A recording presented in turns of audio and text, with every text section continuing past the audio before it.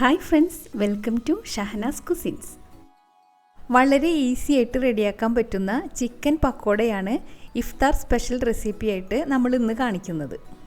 പക്കോറ, പക്കാവട ഇങ്ങനെയൊക്കെ ഈ ഒരു സ്നാക്കിന് പറയാറുണ്ട്. വൈകുന്നേരം ചായയുടെ കൂടെയൊക്കെ കഴിക്കാൻ പെട്ടെന്ന് റെഡിയാക്കി എടുക്കാൻ പറ്റുന്ന നല്ലൊരു സ്നാക്ക് കൂടിയാണിത്.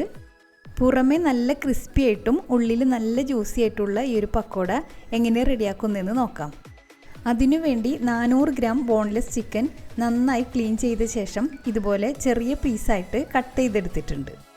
ഇനി ഇതിലേക്ക് 1/4 ടീസ്പൂൺ മഞ്ഞൾപ്പൊടി, 1/2 ടീസ്പൂൺ മുളക് പൊടി, 1/2 ടീസ്പൂൺ കുരുമുളക് പൊടി, ഉണക്കമുളക് ചതച്ചത് 1/2 ടീസ്പൂൺ, ഗരം മസാല 1/2 ടീസ്പൂൺ, പെരുംജീരകം പൊടിച്ചത് 1/2 ടീസ്പൂൺ, 1 ടേബിൾ സ്പൂൺ ചെറുനാരങ്ങ നീര്, ആവശ്യത്തിനുള്ള ഉപ്പ്, ഇഞ്ചി വെളുത്തുള്ളി പേസ്റ്റ് 1 ടീസ്പൂൺ, ചെറുതായി കട്ട് ചെയ്തിട്ടുള്ള 4 പച്ചമുളക്, 2 തണ്ട് വേപ്പില, 2 സവാള ഇതുപോലെ ചെറുതായി കട്ട് ചെയ്തത്, 1/4 കപ്പ് മല്ലിയില. ഇതെല്ലാം ചേർത്ത് നന്നായി മിക്സ് ചെയ്തതിന് ശേഷം അരമണിക്കൂർ നമുക്കിതൊന്ന് റെസ്റ്റ് ചെയ്യാൻ വെക്കണം. അതിനുശേഷം ഇതിലേക്ക് 1 മുട്ട ചേർത്ത് കൊടുക്കുന്നുണ്ട്.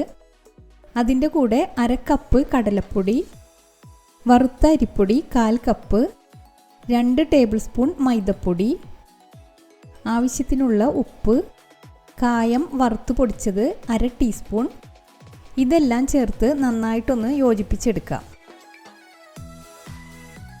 ഇനി 2-3 ടേബിൾ സ്പൂൺ വെള്ളവും ചേർത്ത് നന്നായിട്ടൊന്ന് മിക്സ് ചെയ്തെടുക്കണം. അങ്ങനെ നമ്മുടെ ചിക്കൻ പക്കോടക്കുള്ള മസാല ഇവിടെ റെഡി ആയിട്ടുണ്ട്. ഇനി ഇത് നമുക്ക് ഫ്രൈ ചെയ്തെടുക്കണം. അതിനു വേണ്ടി എണ്ണ നന്നായി ചൂടായി വരുമ്പോൾ അതിലേക്ക് ഇതുപോലെ വളരെ കുറച്ച് മാവ് ഇട്ട് കൊടുക്കാം. എണ്ണ നന്നായി ചൂടായതിനു ശേഷം ലോ ടു മീഡിയം ഫ്ലെയിമിൽ വെച്ചിട്ടാണ് നമ്മളിത് ഫ്രൈ ചെയ്തെടുക്കേണ്ടത്. ഇനി തിരിച്ചും മറിച്ചൊക്കെ ഇട്ട് നമുക്കിതൊന്ന് കുക്ക് ചെയ്തെടുക്കാം. നമ്മുടെ വീഡിയോസൊക്കെ പുതിയതായിട്ട് ആരെങ്കിലും കാണുന്നുണ്ടെങ്കിൽ സബ്സ്ക്രൈബ് ചെയ്യാനും മറക്കരുത്. ഒരു ഗോൾഡൻ കളറാകുമ്പോൾ നമുക്കിത് എണ്ണയിൽ നിന്ന് കോരിയെടുക്കാം. മാവ് മുഴുവനും ഇതുപോലെ ഫ്രൈ ചെയ്തെടുത്തിട്ടുണ്ട്. അങ്ങനെ നമ്മുടെ നല്ല ടേസ്റ്റി ആയിട്ടുള്ള ചിക്കൻ പക്കോട ഇവിടെ റെഡി ആയിട്ടുണ്ട്. അപ്പോൾ എല്ലാവരും ഒന്ന് ട്രൈ ചെയ്ത് നോക്കണം. അതുപോലെ തന്നെ നമ്മുടെ വീഡിയോസൊക്കെ ഇഷ്ടമാവുന്നുണ്ടെങ്കിൽ ലൈക്കും ഷെയറും സബ്സ്ക്രൈബൊക്കെ ചെയ്തൊന്ന് സപ്പോർട്ട് ചെയ്യണം. പുതിയൊരു റെസിപ്പിയുമായി നമുക്ക് വീണ്ടും കാണാം. Thanks for watching.